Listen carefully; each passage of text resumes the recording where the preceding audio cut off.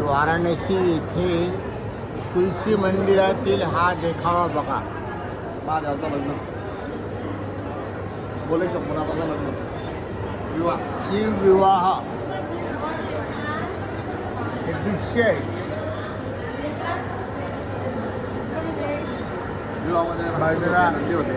दत्त यज्ञ,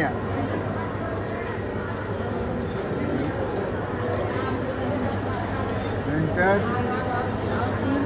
श्रीकृष्णाच्या बाललीला,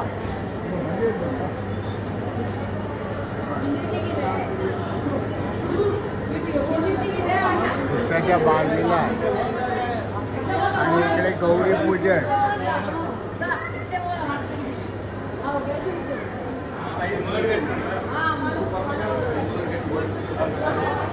शूर्पणखा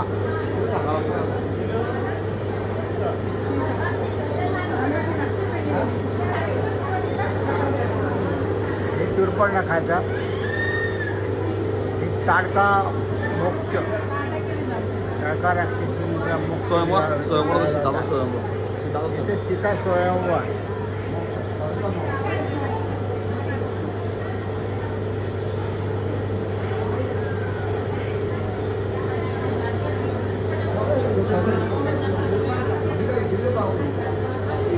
सीता स्वयंवर आणि कोपभुवन. कोपभुवन म्हणजे ज्या ठिकाणी राणी क्रोधित झाली की ते जाऊन बसायची.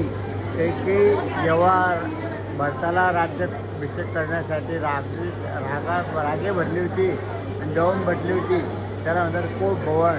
दशरथांना तिने सांगितलं की रामांना वनवासात द्या व भरताला राज्य करा. तो क्षण राम आले आणि त्यांनी सांगितलं की कैकेयी, बाजूला मंत्रा, राजा दशरथ.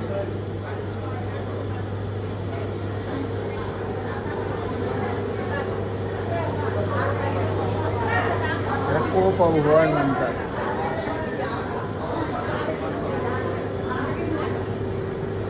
बाली आणि सुग्रीव युद्ध. हे बघा, हे देखावे जे चलचित्र म्हणजे हलता येते बघा. माझे राम आहेत.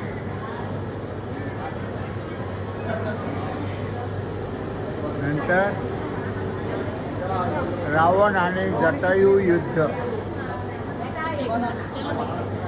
रावण जटायू युद्ध.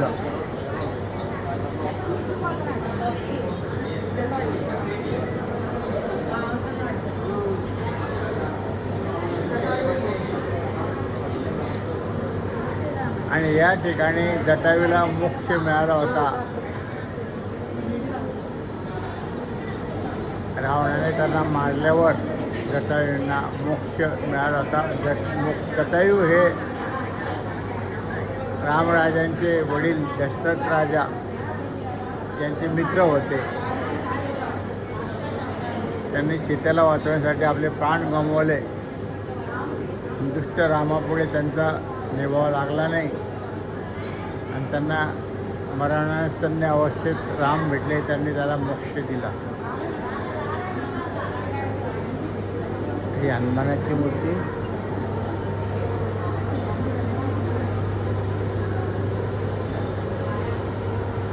इथे बघा, हे उमा महेश्वर संवाद.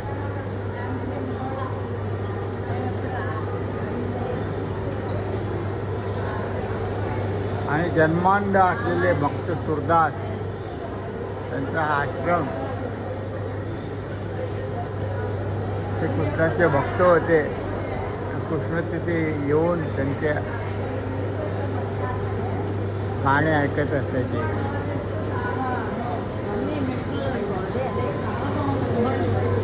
वर बघा गणपती, बाजूला देवी,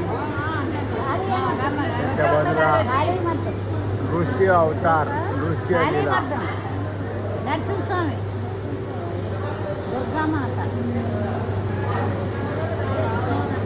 खाली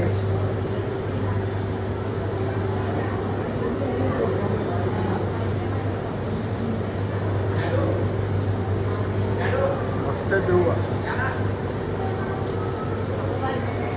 भक्त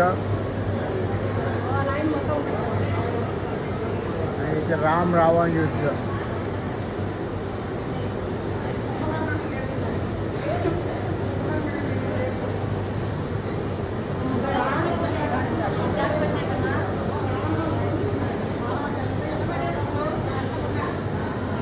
इथे कृष्ण जन्म.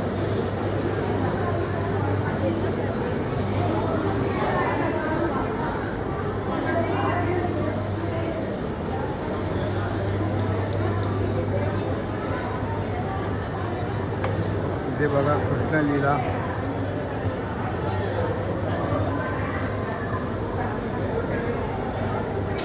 मीरा संत मीराबाईचं हे बघा.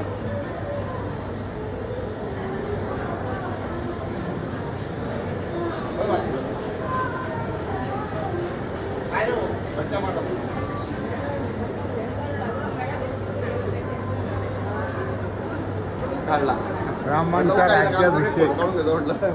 रावणाला मारल्यानंतर रामांचा राज्याभिषेक झालेला आहे.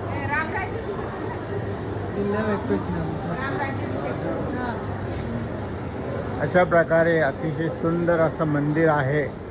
इथे आपण एकदा जाऊन भेट द्यावी व दर्शन घ्यावे वाराणसीला.